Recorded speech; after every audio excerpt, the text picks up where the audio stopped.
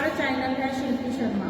आप हमारे साथ लाइव पे बने रहिए। हम आपको जगन्नाथपुरी के बारे में बताते हैं। मतलब पुरी इस नगर का नाम है और आप इस नगर के बारे में अगर जानना चाहते हैं तो हम जगन्नाथ जी के बारे में बताएंगे। भगवान जगन्नाथ जी के नाम से ही पुरी का नाम रखा गया है और उसकी सारी डिटेल हम आप तक पहुंचाना चाहते हैं कि आपको हर तरह की जानकारी मिले कि अगर आप जगन्नाथपुरी जाते हो तो आपके साथ क्या क्या होता है और आप किस तरह आप यहाँ पहुँच सकते हो और आपको क्या क्या फैसिलिटियाँ मिलेंगी। आप किसी से यहाँ धोखा ना खाएं, इसलिए हम आपको पूरी जानकारी देंगे। अब आप हमारे मेंबर से मिलिए जो आपको पुरी के बारे में बताएंगे। ये हमारे साथ आंचल अभी आपको पुरी के बारे में बताएंगी। हाँ जी। हेलो गाइस, हम जगन्नाथपुरी जी में हैं। हम दिल्ली से आए हैं। तो सबसे पहले जब हमने जगन्नाथपुरी जी में अपना प्रस्थान किया, उसके बाद हम यहाँ पे वृंदा निवास एक धर्मशाला है, वहाँ पे हमने अपना स्टे किया हुआ है। हम लोग 17 मेंबर्स हैं और वृंदा निवास एक बहुत अच्छा स्टे के मतलब अगर आप रहना चाहते हो तो आपके लिए एक बहुत अच्छी फैसिलिटी हो सकती है अगर आप ज़्यादा लोग आ रहे हो, मतलब फैमिली में आ रहे हो। फिर जिस दिन हम आए उस दिन हमने जगन्नाथ जी के दर्शन के लिए हमने सोचा कि हम आज ही चलते हैं। तो वृंदा निवास से थोड़ा कुछ कदम आगे चलते ही आपको सीनियर सिटीजन्स के लिए एक व्हीकल मिल जाएगा, जैसे ई रिक्शा होती है उस तरह से, जो कि गवर्नमेंट की तरफ से प्रोवाइड किया गया है सीनियर सिटीजन्स को। और जो सीनियर सिटीजन्स हैं वो बिना किसी प्रॉब्लम के टेम्पल तक जा सकते हैं।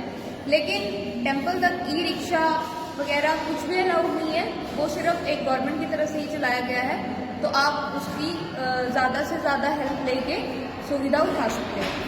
अभी आपको आगे बताएंगे कि हमें जगन्नाथ जी में जो हमें गाइड मिला है हमें उसे कैसे करना चाहिए, उसके बारे में एक्सप्लेन करेंगे। तो जब हम लोग जा रहे थे यहाँ से जगन्नाथ जी के टेम्पल की तरफ, तो हमें एक गाइड मिला जिसने हमें पूरा मंदिर, पूरा टेम्पल का जो भी था सब कुछ, उसने स्टोरी से लेके जगन्नाथ जी के बारे में एक एक चीज़ बताई है। हमें पूरा मंदिर बहुत अच्छी तरह से दिखाया, जगन्नाथ जी की रसोई, पत्थर, जो वहाँ पे एक पेड़ है, लक्ष्मी जी का मंदिर, जगन्नाथ जी का मंदिर, जो भी उसके पीछे कथाएं हैं, पुरानी स्टोरीज हैं, जो भी पुरानी कहानियाँ हैं, हर चीज़ उस गाइड ने हमें बताई। तो मेरी तरफ से आप लोगों को यही सजेशन है कि आप जब भी जगन्नाथपुरी जी आए तो आप एक गाइड कर लें, ताकि वो आपको यहाँ की जो प्राचीन कथा है, जो कुछ यहाँ पे हुआ, कैसे मंदिर बना, क्या क्या यहाँ पे कथाएं हुई, सब कुछ वो आपको बहुत ही अच्छे से बता देगा, बहुत ही विस्तृत प्रकार से आपको बता देगा, जो आपने कभी सुना भी नहीं होगा। और आपको दर्शन भी बहुत अच्छे से हो जाएंगे। हमें दर्शन भी बहुत अच्छे से हुए जगन्नाथ जी की कृपा से। उसके बाद आके जब हम टेम्पल से वापस आए तो हमने गाइड से ही पूछ लिया था कि हमें खाना कहाँ पे खाना चाहिए, क्योंकि बहुत सारे लोग जो हैं हमारी तरह नॉर्थ इंडिया से आते हैं और उड़ीसा में आके आपको खाना मिलना एक बहुत मुश्किल चीज़ हो जाती है, क्योंकि उड़ीसा एक डिफरेंट स्टेट है। यहाँ का खाना बिल्कुल डिफरेंट है, यहाँ के लोग बिल्कुल डिफरेंट है, हमारे कल्चर से तो एक तरह से बिल्कुल ही डिफरेंट है।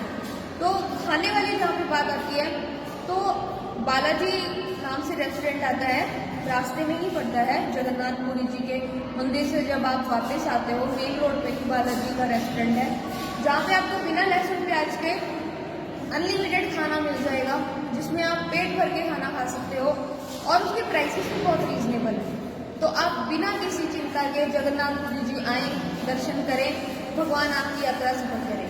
जय श्री। अभी आपको बताएंगे कि जगन्नाथ जी में 3 दिन इतनी रश है कि यहाँ पे ठहरना भी मुश्किल है और दर्शन तो आप ये सोचो कि बहुत ही लंबी तादाद में, लंबी लाइनों में लगेंगे और आपको लाखों की तादाद में यहाँ पे लोग मिलेंगे।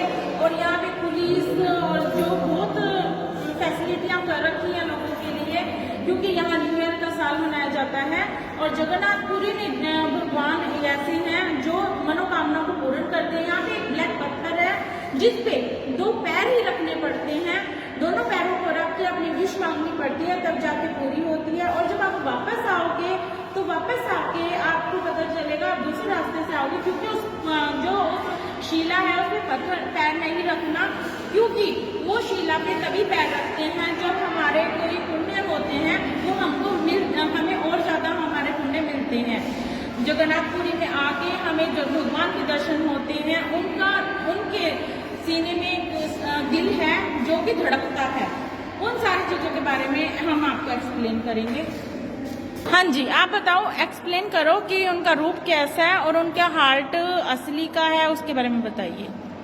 तो जब भी आप जगन्नाथपुरी जी आते हो, तो जैसे आप दूसरे स्थानों पे भी जाते हो यात्रा करने के लिए, आपने बहुत सारे मंदिरों में यात्रा करी होगी, तो वहाँ पे जो मूर्ति होती है भगवान की, जो अंदर आप जाते हो, जहाँ पे दर्शन करते हो, और जो जगन्नाथपुरी जी में मूर्ति है, दोनों में बहुत ज़्यादा अंतर है। क्योंकि जगन्नाथपुरी जी में भगवान स्वयं आते हैं, क्योंकि ये उनका खाना खाने का स्थान है। जो रामेश्वरम जी है वो उनका खाने का स्थान है। जो द्वारिकापुरी जी है वो भगवान का सोने का स्थान है। और जो वहाँ पे बद्रीनाथ जी है वो भगवान का तपस्या करने का स्थान है। और जो यहाँ पे जगन्नाथपुरी जी है वो भगवान का खाना खाने का स्थान है। तो इसलिए जगन्नाथपुरी जी का जो ये हमारा धार्मिक स्थल है, इसको सबसे बड़ा माना गया है, क्योंकि यहाँ पे भगवान को भोजन करने के लिए आते हैं। और यहाँ पे भगवान का खिचड़ी का भोग लगाया जाता है। भगवान जी की रसोई है, जिस रसोई में एक बार में 8 मटके रखे जाते हैं, और 8 मटकों में से सबसे ऊपर वाला मटका होता है उसमें खाना सबसे पहले पकता है, और सबसे नीचे वाला मटका होता है उसमें सबसे बाद में खाना पकता है। ये सिर्फ जगन्नाथपुरी जी की कृपा ही है, जगन्नाथ भगवान की कृपा ही है कि आज कलयुग में भी इतने चमत्कार हो रहे हैं जो हमें